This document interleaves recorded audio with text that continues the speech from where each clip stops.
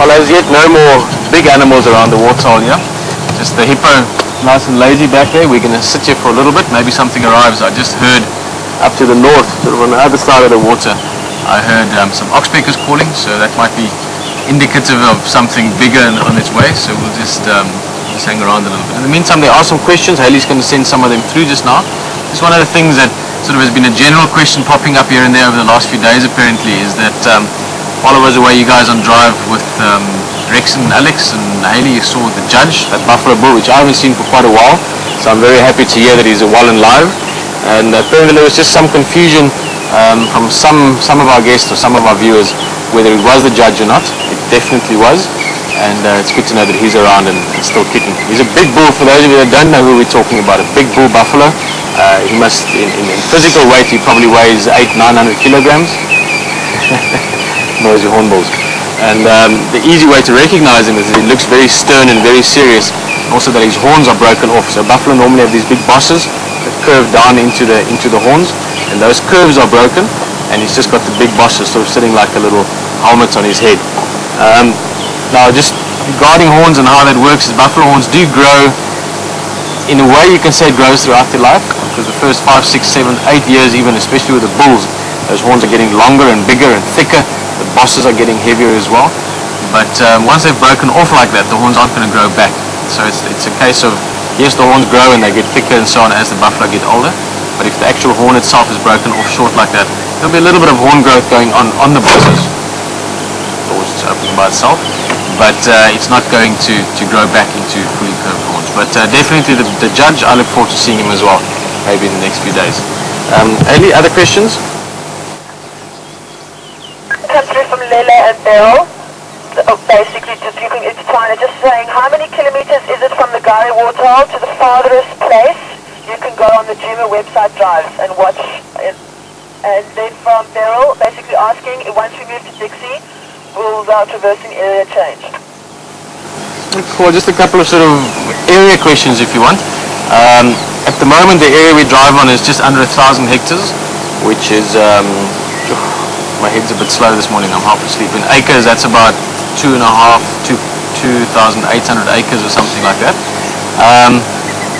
And in a straight line, I would say from Gari Waterhole is sort of to the northwestern center if you want. So furthest point would be southeast, sorry. I would guess probably about 2 kilometers, 1.5, 2 kilometers or so.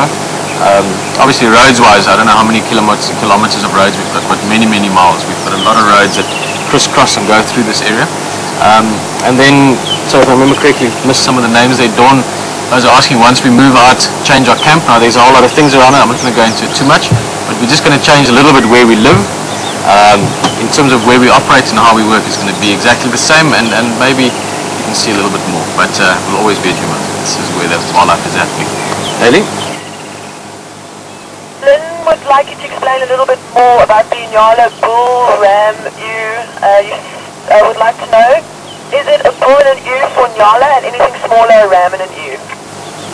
Cool, Lynn, it's like I said, it's something that it's not actually so much a wildlife or scientific description as it is more an English language thing. And as I've picked it up along the way and spoken to people that know quite a lot about how this works, is the distinction is made relative to size. So it's not really, I mean, you could say male or female, which is what we do most of the time. But basically, bull and cow goes to your larger animals, larger antelope in this case, and then ewe and ram for smaller antelope. Now with Nyala, you've got a very big difference between male and female, both in coloration, also in size. So the sexual size dimorphism, as you call it, is quite prevalent in Nyala, meaning that the bulls are much larger, much taller than the females. So the way I understand it is from a purely language point of view. Like I said, there's no scientific reasoning behind it, is that with Nyala actually, it would be a little bit confusing because it would be a Nyala bull, and anything as big as a Nyala bull or larger would be bull and cow, but it would be a Nyala ewe, and anything her size or smaller would be a ram or ewe. So it's actually a sort of a split within the species where you've got female and everything smaller being ram and ewe, and the male being bull and cow, anything bigger. So I hope that answers your question. Like I said, it's something that I've just found a little bit intriguing or interesting, just a little trivial thing about describing more interesting or aspects of antelope out here. Haley? Dawn, what is the normal lambing calving time for the rest of the antelope, like wildebeest, kudu, and nyala? Only seem to really see impala babies around. Yeah, Dawn, that's a good point. We've mentioned that one or two times, or a couple of times along the drives, is that your impala tend to have the young ones quite early in summer. I guess that's just got to do with if it's a very good year, they can make the most of it.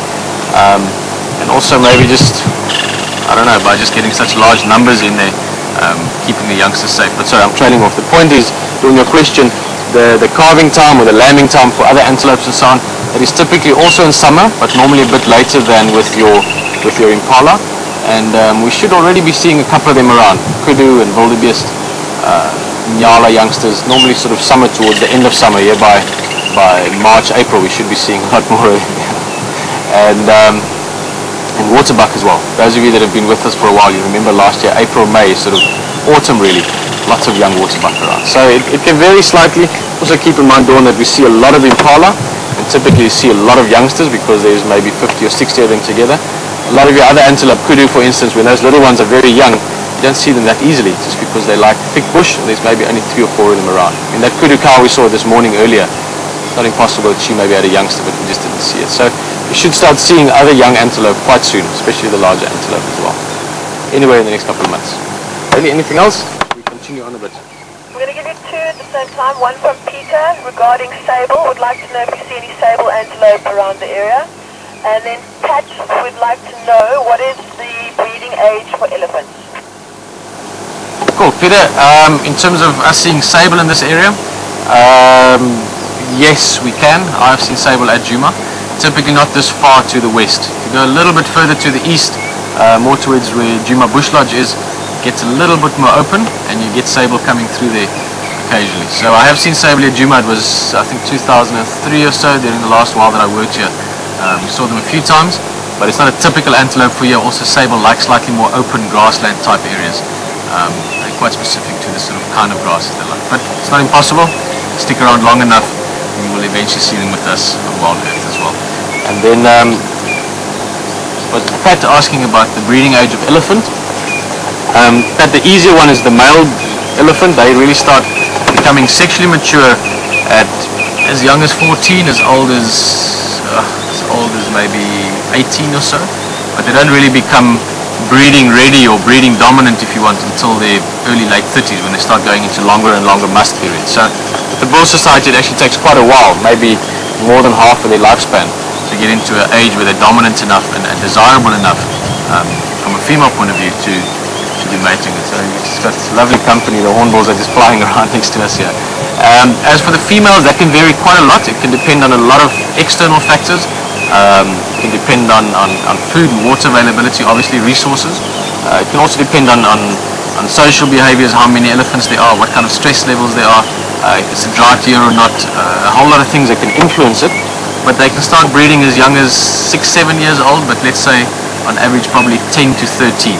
That would be the average age for female cows to start breeding in. And then again, the cycle or the frequency of youngsters can also vary quite a lot. As little as 4 years, 5 years in between calves, as long as 10, 11 years between calves. So a lot of factors. Elephant, like humans maybe, back in the more traditional sense of how we lived, are largely influenced by their habitat, and also maybe similar to humans as well, they influence their habitat quite largely. So there's a lot of factors on that. I hope that answered your question, Pat. Hurley? Cool, thank you. Cool. Well, I think, thanks for all the questions.